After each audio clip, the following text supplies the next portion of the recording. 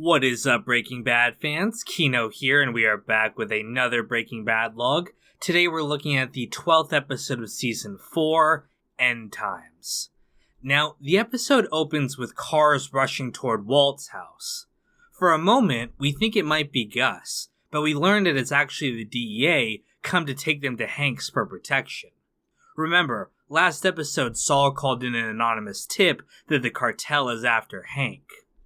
However, Walt says that he isn't going to go, as no one will be safe if he's there. Skyler pleads with him to come. Again, another sign that she loves and cares about him. However, in a rare moment where he actually comes off as heroic and selfless, Walt says that he alone should bear the consequences of his actions. He says goodbye to his family, and then sits in the back, preparing for Gus's attack. At Hank's house, Marie and Junior are upset that Walt is not there with them. Hank tells them, though, that he doesn't believe that the threat is real, and is instead just a way to stop him from investigating Gus. He pressures Steve Gomez to go and look into the laundry, believing it to be a meth super lab. Gomez then goes down to the laundry and talks to the manager, Dennis.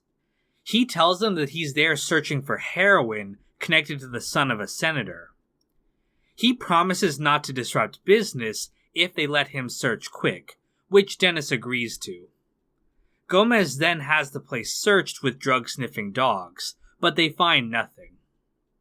Down in the lab, Jesse is waiting silently with Tyrus. He gets a call from Gus, who tells him that Walt is behind this.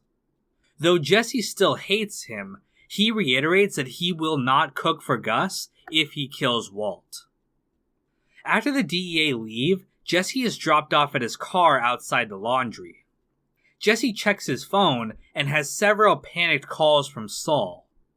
When he arrives at the office, Saul's bodyguard, Huel, pats him down for weapons. Saul then gives Jesse the rest of his money he has stored. He says that he's fleeing, fearing for his life after what Gus did to Walt. Later, Jesse gets a call from Andrea telling him that Brock is in the hospital. He is very, very sick, and the doctors have no idea why. After stepping out for a smoke, Jesse sees that the rice and cigarette is missing. He realizes what must have happened and tells Andrea to tell the doctors about the ricin. Andrea asks what he knows, but he hurriedly runs off to deal with something. Back at Walt's house, he's waiting by the window for a sign of Gus. Jesse arrives and asks to talk with Walt. Walt lets him in, and after telling him what happened with Gus, he puts his gun down. Jesse then picks it up and points it at Walt. He accuses Walt of having poisoned Brock, realizing that Saul's bodyguard must have taken it off of him. He believes that Walt is trying to get back at him for siding with Gus, and threatens to kill him. Walt realizes then that Gus must have poisoned Brock, using it to manipulate Jesse into killing Walt. He points out that Gus is okay with the killing of kids, and also had access to the cigarette in the lab. Jesse eventually comes around, and is now determined to kill Gus. Walt says that a direct attack will never work, and instead offers to help him out in another way. The next day, Jesse is approached by Tyrus in the hospital.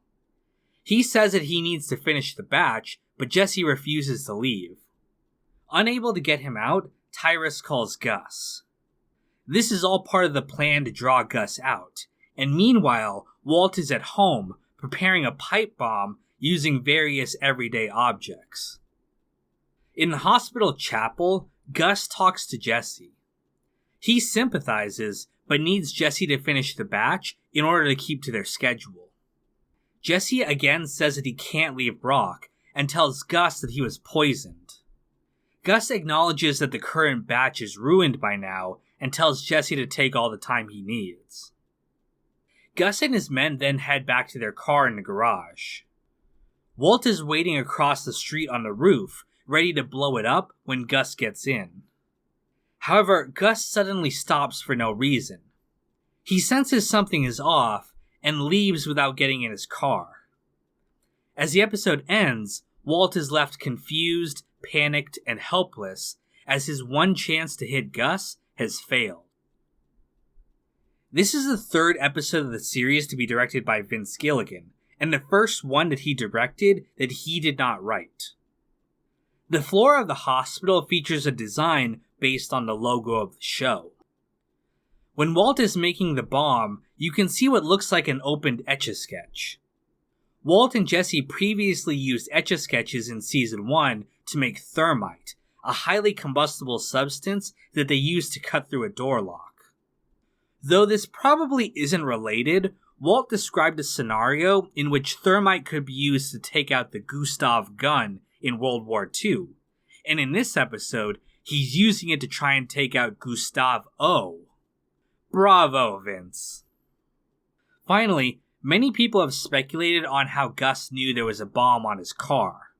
Personally, I don't think he knew about the bomb, but I think that he suspected that Walt may have been planning on attacking him. When Jesse told him about the poisoning, Gus must have realized that it couldn't have been a coincidence. Then, in the garage, Gus must have realized that he left his car unattended, which would have been the perfect opportunity for an attack. He then decided it's better to be safe than sorry, and left. Again, showing how smart Gus really is. And that's pretty much everything I had to say about the episode. Thank you guys so much for watching, and stay tuned for the next one coming soon. You ever hear the expression a fart in the wind?